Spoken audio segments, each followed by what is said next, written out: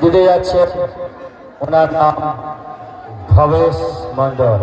Guys আমরা এখন যাচ্ছি রতনমালার ঝাঁপ দেখতে, আর আমার বাড়ি থেকে প্রায় 1-2 মিনিটের রাস্তা।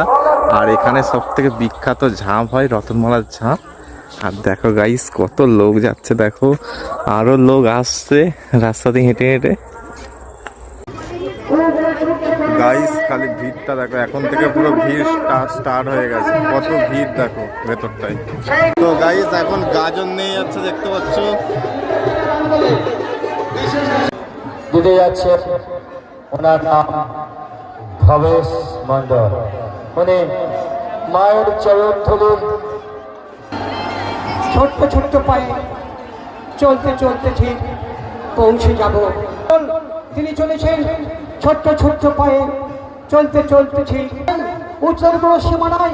তিনি চলেছেন সেই ছোট্ট ছোট্ট পায়ে, শুধু মহামিলন মন্দির নয়, যেখানে মহামিলনের স্থান নয়, আজ এমন এক মন্দির দেখতে এসেছি, সে রত্নমালার মন্দির প্রাঙ্গণে চোখের পলকে তিনি উঠতে গেছেন, তিনি মাকে ডাকছেন। তাই আমরা